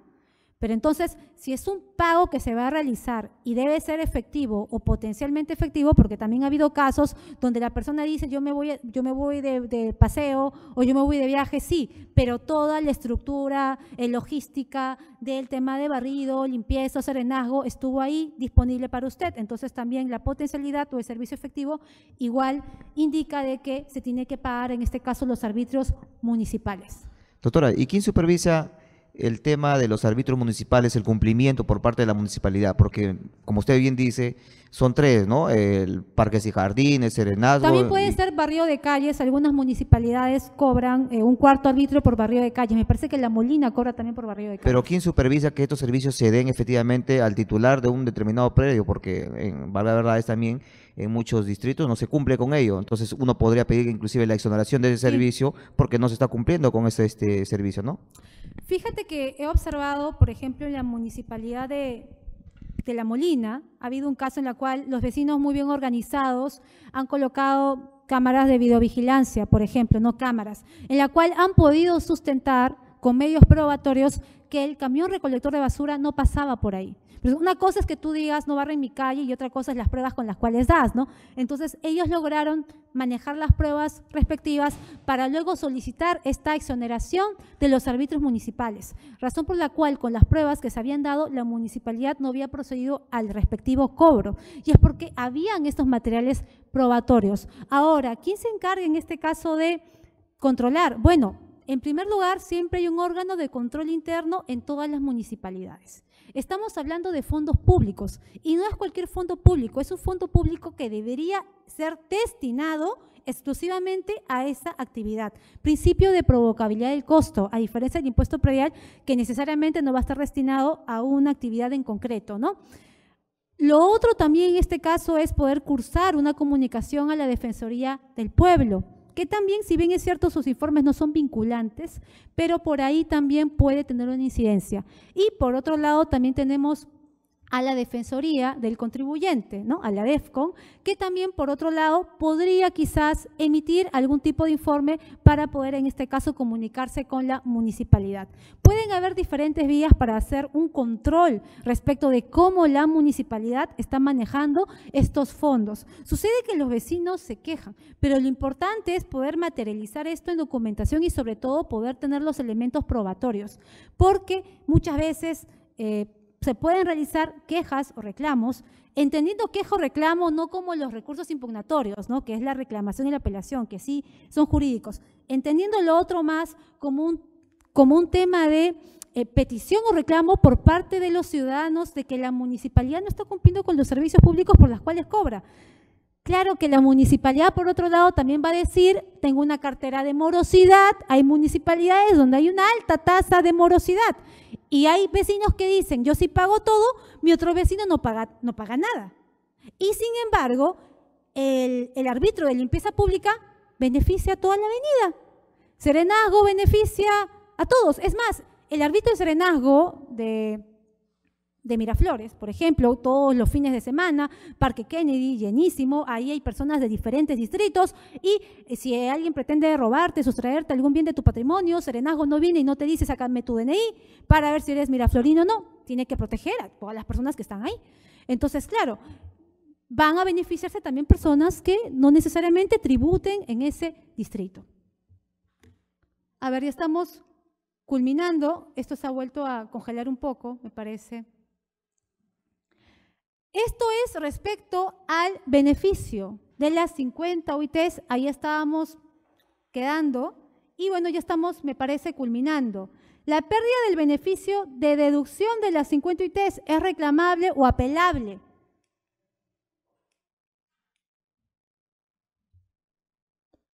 ¿Qué es lo que mencionan ustedes? ¿Es reclamable o apelable?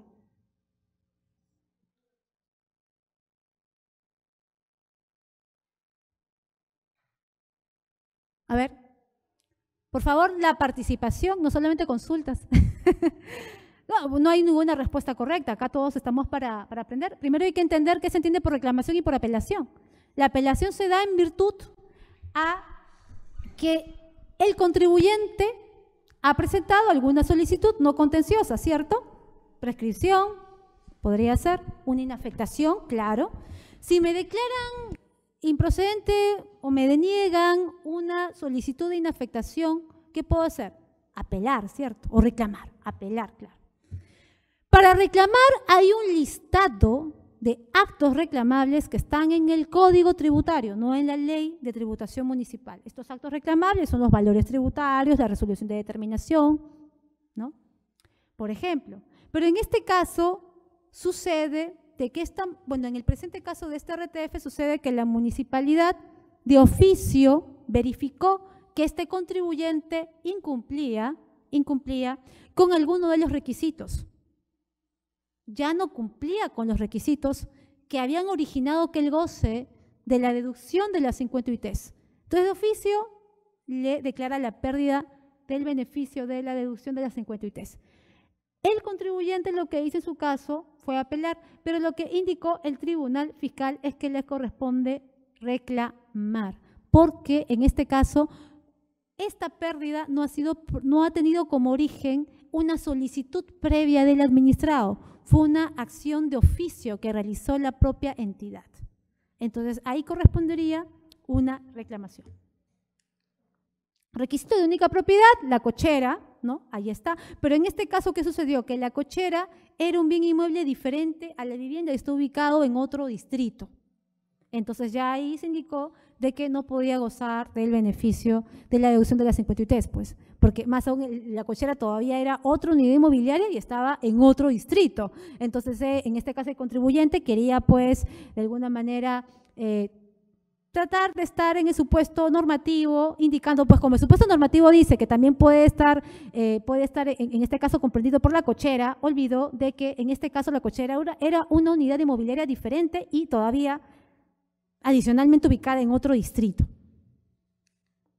Requisito de no percibir más de una UIT de pensiones devengadas. Bueno, aquí trató de que la municipalidad, verificando este requisito de no superar la UIT, una UIT mensual como ingreso bruto, ¿qué sucedió?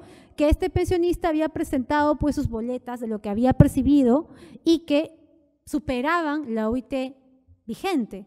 Y la municipalidad quería declararle la pérdida de la inafectación, o en todo caso no quería darle la deducción de las 50 UITs respecto al impuesto predial, para el pago del impuesto predial. Y lo que se había determinado en el Tribunal Fiscal es que no se debió haber simplemente observado el monto total. La municipalidad debió haber observado el caso en concreto y haber verificado de la documentación que el monto total era la suma de las pensiones mensuales devengadas del pensionista y no era un monto único mensual, era la sumatoria de diferentes pensiones. Por lo tanto, sí le correspondía el beneficio de la deducción de las 50 UITs. Esta es una resolución de observancia obligatoria, que es lo que estábamos mencionando, que este beneficio de la deducción de las 50 UITs, es decir, si tu predio vale hasta 210.000 soles para este año, no estaría obligado al pago del impuesto predial, el acto sería un acto declarativo. Es más, todavía se indica que ni siquiera habría necesidad de acto administrativo que lo conceda ni plazo para solicitarlo. O sea, no es un acto constitutivo, tiene efectos más declarativos. No habría ni siquiera un plazo para solicitarlo. Y es por ello que esto nos lleva un poco al anterior RTF respecto al causante, a la persona que fallece, ¿no? Y no había solicitado en su vigencia, en vida, este beneficio. Bueno, la prescripción del impuesto predial, vamos culminando. El impuesto predial del año 2007 va a poder prescribir al primer día hábil del año 2012, lo que señala el Tribunal Fiscal, ahí están los 4 años. Aquí también está el supuesto de la causal de interrupción cuando se notifica un orden de pago, obviamente debidamente notificada, porque hay municipalidades que, por ejemplo, estilan emitir el valor, pero no lo notifican. Entonces, cuando el Tribunal Fiscal le pide que le remite el expediente, lo que el Tribunal Fiscal va a observar es cargos de notificación. Y ahí es donde surgen los problemas. Y a veces esto llega a ejecución coactiva. Y ahí hay una gran diferencia. Una cosa son las reglas de notificación aplicadas a los valores tributarios y otra cosa son las reglas de notificación aplicadas a un procedimiento de cobranza coactiva municipal. Porque las reglas de notificación que rigen un procedimiento de cobranza coactiva municipal, se le aplica el Código Tributario, el artículo 104 o la Ley de Procedimiento Administrativo General. Exacto, la Ley de Procedimiento Administrativo General. Porque la ley que modifica, la Ley de Ejecución Coactiva, que rige para deuda tributaria y no tributaria, la deuda tributaria respecto a municipalidades indica que respecto a las notificaciones que se realicen en un procedimiento de cobranza coactiva municipal, va a regir las reglas de notificación de la LEPAJ. Pero diferenciar que las reglas de notificación de los valores tributarios sí va a seguir el Código Tributario. Entonces ahí el Tribunal Fiscal va a verificar los cargos de notificación de la cobranza coactiva más los de los valores tributarios, que es el título ejecutivo del procedimiento de cobranza coactiva. Y bueno, aquí hay una resolución de observancia obligatoria respecto a la prescripción, que dice: la presentación de una solicitud de fraccionamiento no determina la pérdida de la prescripción ya ganada. ¿Qué pasó en este caso? El administrado había presentado una solicitud de fraccionamiento y la municipalidad había entendido que implícitamente o se podía presumir que el contribuyente había renunciado a la prescripción. Entonces dijo, si tú presentas tu solicitud de fraccionamiento de una deuda ya prescrita, entonces has renunciado a la prescripción. ¿Qué dice esta resolución de observancia obligatoria? La presentación de una solicitud de fraccionamiento no determina la pérdida de la prescripción ya ganada. Entonces, la municipalidad debió haberle concedido, si en caso lo solicitara después, incluso en plena vigencia de contrato de fraccionamiento, podía en este caso pues suspenderse este contrato o concluirse y declarar la prescripción. Y ahora, lo que pagó es una deuda bien pagada, ¿no? Porque la prescripción no significa causal de extinción de la obligación tributaria. La prescripción sencillamente lo que hace es limitar la acción del Estado para el cobro de esa deuda, pero no extingue su derecho. Entonces, los pagos que realizas de una deuda prescrita es una deuda bien pagada, diferente a una deuda extinguida. La extinción, que puede ser mediante el pago, por ejemplo.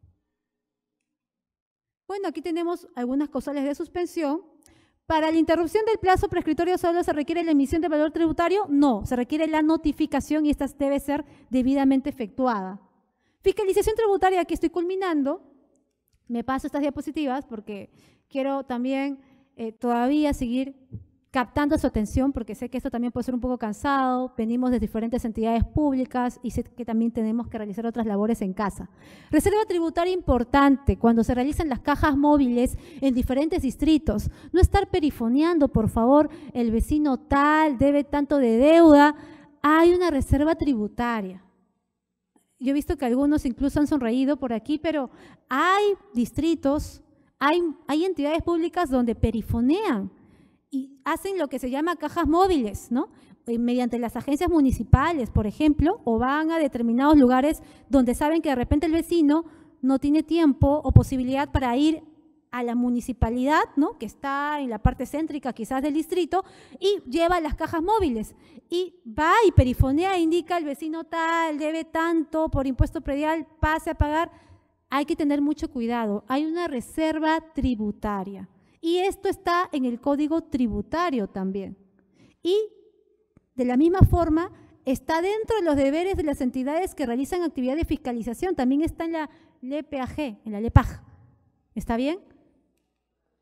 ¿Es legal determinar el impuesto predial sobre base presunta? Hemos mencionado que no. La base presunta no es aplicable para las municipalidades. Aquí tenemos algunas realidades en España. En España, por ejemplo, para aumentar la recaudación tributaria, han hecho uso de los drones. Estos aparatos que pueden volar y detectar, hacer tomas fotográficas, ¿no?, con bastante precisión respecto de algunas instalaciones fijas y permanentes, obras complementarias que el contribuyente no ha declarado, pero que mediante este mecanismo que se realizó en España en determinados municipios han podido originar el incremento de la recaudación tributaria. Esto está incluso valorizado en millones. Varios millones de ingresos han podido tener algunas municipalidades en España mediante este tipo de actuaciones. Pero también esto puede tener determinados problemas. Primero, el tema tecnológico, y segundo, que no se afecte el derecho a la intimidad. Hace unos años observaba que en Argentina, por ejemplo, un dron había verificado la toma fotográfica de una persona en prendas, digamos, muy cortas, ¿no?, ropa de baño o hasta en bikini. Entonces, ese tipo de tomas fotográficas, vaya que es una vulneración al derecho a la intimidad si estás dentro de tu predio. No tiene que ver nada absolutamente con la recaudación tributaria ni con la determinación de la base imponible. Entonces, también el tema es hacer un uso adecuado de estos medios tecnológicos para una labor de fiscalización que permita la recaudación tributaria. Fiscalización parcial no se permite tampoco, eso es la SUNAT. Hacer uso de Google Earth, algunas entidades han hecho uso de Google Earth para poder determinar un mayor impuesto predial. Lo que mencionó el Tribunal Fiscal en este caso es que de su revisión no resulta posible establecer las áreas y edificaciones atribuidas a recurrente como no declaradas. Entonces, no es algo tan verosímil o tan fiable el uso de Google Earth, porque en este caso la entidad municipal hizo uso de la misma y el Tribunal Fiscal finalmente terminó dando la razón al contribuyente. Entonces, reparó este cálculo que había realizado la municipalidad al momento de determinar el impuesto predial. Y bueno, aquí tenemos un par de infracciones tributarias. Muchas gracias por su participación en este tipo de eventos. Más bien les invito a poder invitarme en mis redes sociales en Facebook. Síganme como Carilyn Lavado Herrera. También está mi correo ahí, pueden agregarme al Facebook. Y bueno, seguimos en contacto. Muchas gracias.